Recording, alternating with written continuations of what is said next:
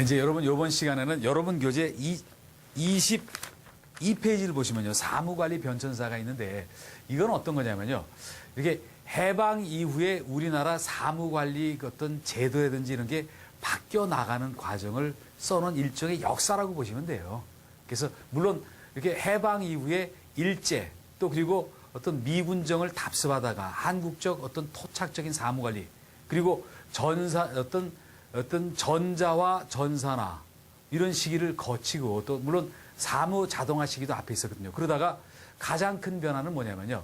업무관리 시스템 체계가 구축이 된 거 그리고 하나 사무관리 규정이 행정업무 효율적 운영에 관한 규정으로 바뀌어 나간 거 뭐 그런 게 굉장히 중요하고 또 특히 행정업무 효율적 운영에 관한 규정에서 새롭게 다루고 있는 내용들 뭐 그런 정도가 중요하다는 거 아닙니까? 여기 나와 있는 뭐 매돌 며칠 막 이런 거 외우는 거는 중요한 건 아니라고 봐요. 그래서 이제 한번 이렇게 봅니다. 이제 우리나라 이렇게 사무관리 변천사인데요. 사무관리 변천사인데 이거는 쉽게 얘기하면 사무관리의 역사를 얘기하는 그런 얘기라는 거 아닙니까? 사무관리의 역사를 지금 다루고 있는 얘기예요. 그래서 한번 제가 몇 가지 주요 포인트를 한번 써보고 그런 다음에 한번 주요 얘기를 해볼게요. 그래서 먼저 어떻게 쓰냐면요. 이렇게 8.15 해방 이후, 8.15 후에 그 시기 그리고 그 다음에 어떤 시기였냐면요. 한국적 사무관리가 어떤 형성됐던 토착화되고자 되었던 그런 시기. 또 그 다음에 뭐가 있냐면요.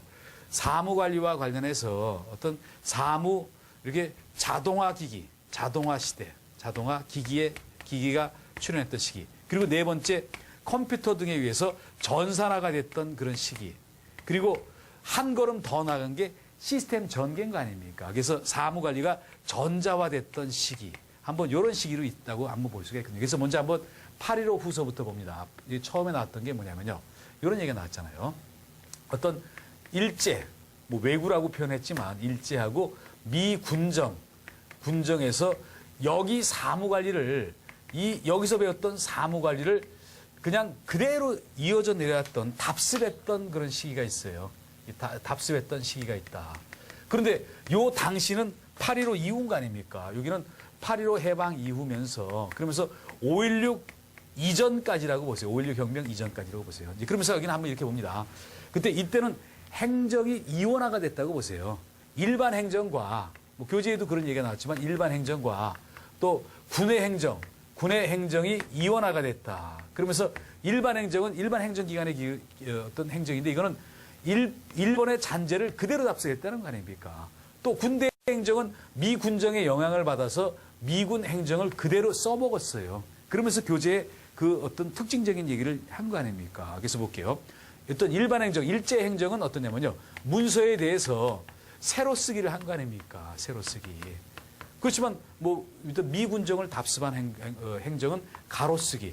뭐 지금 형제야 뭐 당연히 다 가로 쓰기를 하고 있잖아요. 뭐 이렇게 구분이 됐었고 또 이때는 국한문, 우리나라 말과 한문을 어떤 혼용을 해서 주로 썼다. 그렇지만 여기는 주로 어떤 한글을 전용을 했다. 그게 좀 다뤘다는 거 아닙니까? 한글 전용을 했다. 군대에서는요. 또 그리고 하나 특징적인 건 뭐냐면요. 군대 행정을 답습한 데서는 미군정을 배우면서 군대 행정에서는 어떠냐면요.